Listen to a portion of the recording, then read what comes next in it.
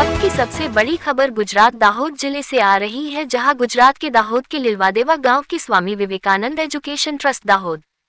संचालित स्वामी विवेकानंद अनुदानित निवासी प्राथमिक विद्यालय लिलवादेवा शिव शक्ति आश्रम विद्यालय लिलवादेवा कार्यरत है, जिसमें पत्रकार खंजना डामोर, हितेश प्रजापति, दीपक लबाना तथा मुर्तुज पिपलिया द्वारा लोक चर्चा के माध्यम से ज्ञात उपर्युक्त दोनों संस्थाएं एक ही कैंपस में कार्यरत है, जिसमें विद्यार्थियों को जिस कमरे में अभ्यास कराया जाता है उसी कमरे में सुलाया भी जाता है। इसके अलावा कमरे में बैठने की बेंच की व्यवस्था नहीं है। मारू नाम है लबाना दीपकभाई भरतभाई અને હું ઝાલોદ તાલુકા સ્પાર્ક ટુડે ન્યૂઝમાં પત્રકાર તરીકે ફરજ બજાવું છું, જેમાં અમારે લોક ચર્ચાના માધ્યમથી એવું જાણવા મળ્યું હતું કે જે લીલવા દેવામાં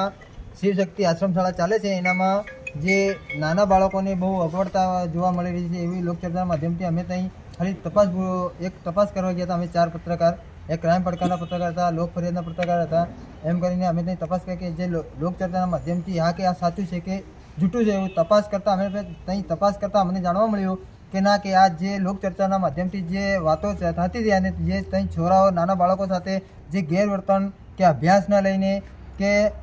જે રહેણાંક પુરાવા કે બધું જે રીતે હવે જે તપાસ કરે એ એકદમ સચોટ માહિતી નીકળતા જે આશ્રમશાળાના જે ટ્રસ્ટી મુકેશભાઈ મોતીસિંહ માળી ઉર્ફે એમનું નામ છે રાકેશભાઈ માળી, તો એમના દ્વારા મારા પર ટેલિફોનિક દ્વારા ફોન આવ્યો કે તમારે આ એટલી સચોટ માહિતી તમને આપવાવાળા કોણ, એમનું નામ આપો, નહીં તો તમને હું ગમે તે રીતે મારી ખોટી ષડયંત્ર રીતે તમને ફસાવી દઈશ અને તમને હું ગમે તે ખરણીને લઈને કે બધે રીતે હું તમને ફસાવી દઈશ। એવી રીતે લીંબડી પોલીસ સ્ટેશન ખાતે ખોટી રીતે લીંબડી પોલીસ સ્ટેશન ખાતે 1 લાખની ખરણીમાં અમને 4 પત્રકારોને ખોટી રીતે એફઆઈઆર દાખલ કરવામાં આવ્યો છે। એના તાલુકાના લીલવા દેવા ખાતે સ્વામી વિવેકાનંદ એજ્યુકેશન ટ્રસ્ટ દાહોદ સંચાલિત દાહોદ એક આશ્રમ શાળા ચાલે છે અને એક નિવાસી શાળા ચાલે છે, જેમાં એક શિવશક્તિ એજ્યુકેશન ટ્રસ્ટ પણ છે। અને ત્યાં એના કેમ્પસમાં ઝાલોદ તાલુકાના 4 પત્રકારો ગયા હતા। જે પત્રકારો ત્યાં આશ્રમ શાળાની અંદર ને નિવાસી શાળાની અંદર શું ચાલી રહ્યું છે તે દેખી રહ્યા હતા કે સરકાર જે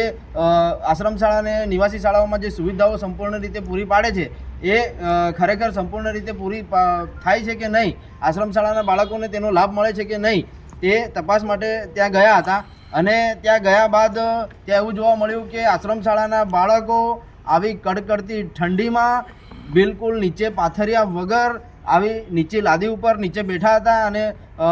બીજું કે એક જ રૂમની અંદર બધા બાળકો ભણે છે અને એક જ રૂમની અંદર અભ્યાસ કરે છે, ત્યાં રહેવાનું પણ છે અને ત્યાં જ ઊંઘવાનું। તો આ વસ્તુ ત્યાં એમને જાણવા મળી અને તેને લઈને કેટલાક સવાલો કરતાં ત્યાં એ જે ટ્રસ્ટી હતા એ ટ્રસ્ટી થોડા ઉગ્ર પણ થયા હતા, ત્યાં સ્ટાફ પણ થોડો ઉગ્ર થયો હતો અને સામે પત્રકારોને પૂછવા લાગી ગયા કે તમે કોની પરમિશનથી આવ્યા છો, કોને તમને પરમિશન આપી છે। અને એ ઘટના તમામ બન્યા બાદ પત્રકારો બધા પોતપોતાના ઘરે જતા રહ્યા હતા, પણ પછી એના બાદ ટેલિફોનિક રીતે ફોન આવે છે એક પત્રકાર ઉપર અને તેને ધમકી આપવામાં આવે છે અને ધમકીની અંદર એ કહે છે કે ભાઈ જાતિવાચક થોડાક શબ્દો પણ બોલે છે અને